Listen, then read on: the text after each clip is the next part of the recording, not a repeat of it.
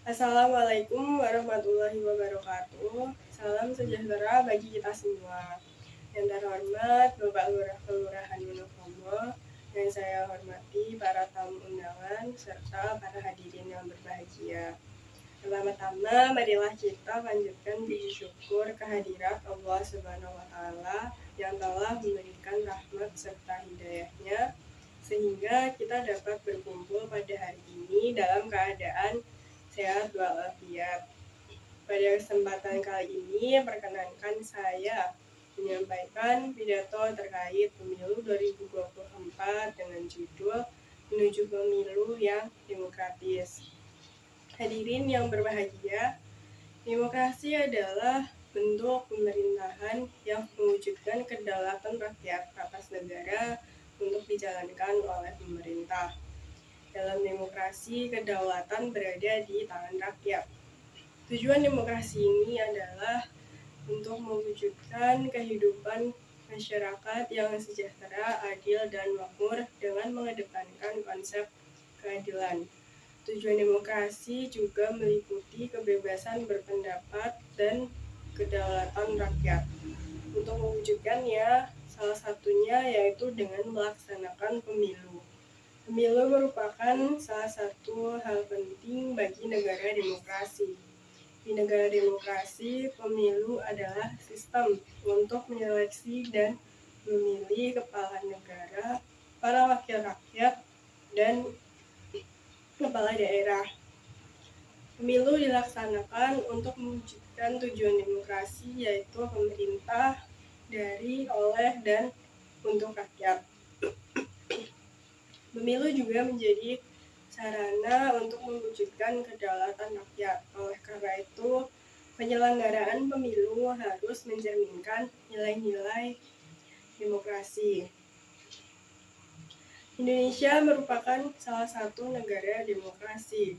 Tentu saja pemilu menjadi hal penting bagi warga negara Indonesia untuk memilih kepala negara, kepala wakil rakyat, dan kepala daerahnya.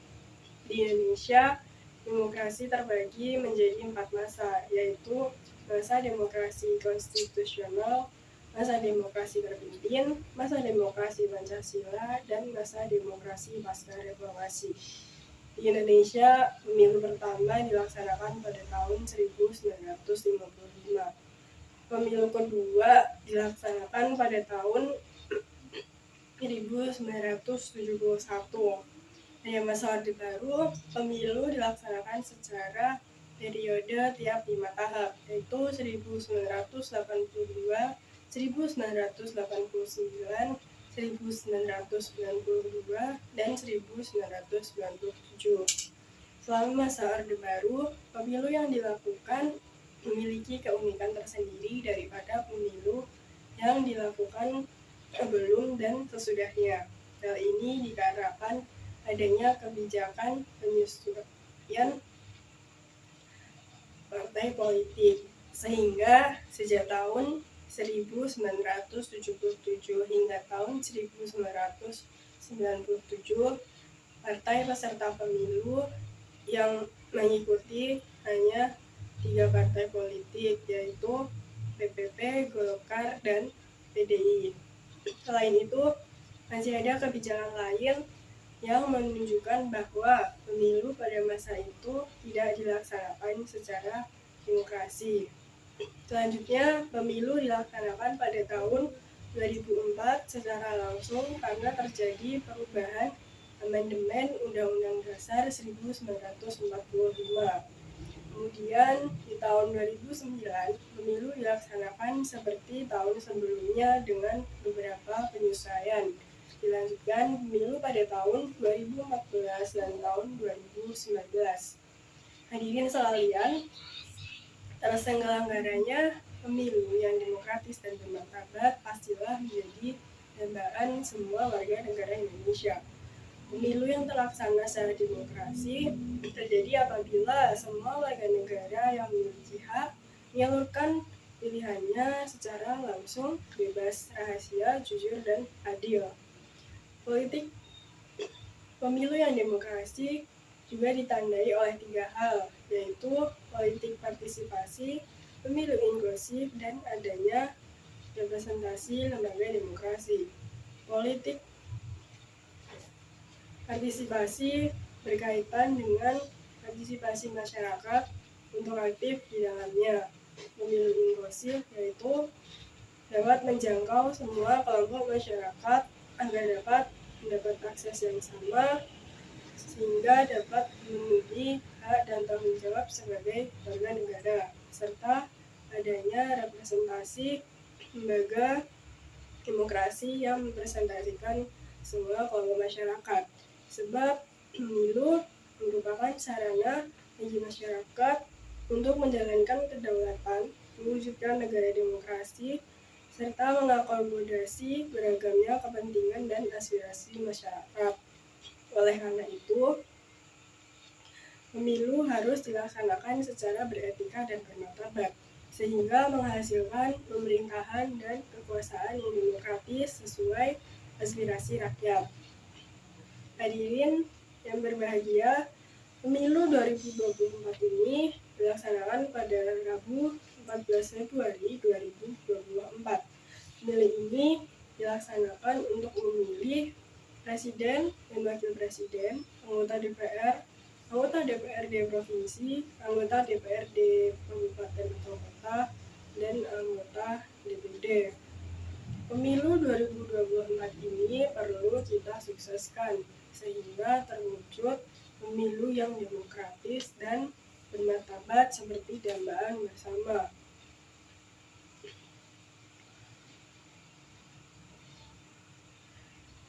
Saya percaya bahwa semua yang hadir di sini sependapat bahwa pemilu yang demokratis harus terwujud dan melibatkan semua elemen bangsa, mulai dari tataran individu untuk mewujudkannya. Presiden Insinyur Joko Widodo juga mengingatkan kepada kontestan pemilu 2024 untuk menjalankan kampanye yang berkualitas dan menyehatkan demokrasi. Menurut Presiden, para peserta pemilu harus melakukan kampanye yang mengulangi mobilitas massa dan memanfaatkan teknologi informasi. Pemanfaatan teknologi informasi ini diharapkan dapat melahirkan kampanye yang berintegritas, yang menolak penggunaan politik sara dan politik identitas yang lebih mengedepankan politik ide dan gagasan. Karena yang kita ingin bangun bukan politik pengkultusan, bukan demokrasi pengkultusan, bukan demokrasi idola, tetapi demokrasi gagasan. Hadirin sekalian, pemilu 2024 ini menjadi ujian sesungguhnya bagi bangsa Indonesia dalam menjalankan demokrasi. Menurut Presiden Joko Widodo, hal ini bukan hanya sekedar menjalankan mandat reformasi 1998, tetapi juga untuk menunjukkan bahwa Indonesia adalah negara yang telah berdemokrasi matang. Sehingga diperlukan komitmen persatuan dari seluruh pihak, solidaritas seluruh elemen bangsa yang memerlukan pemerintahan yang tenang dan kuat agar dapat bekerja bersungguh-sungguh, memerlukan stabilitas politik dan keamanan untuk mengatasi tantangan di masa yang akan datang. Sehingga pada kesempatan kali ini saya mengajak hadirin sekalian untuk memastikan pemilu 2024 ini terlaksana secara demokratis, langsung, umum, jujur, bebas, dan adil.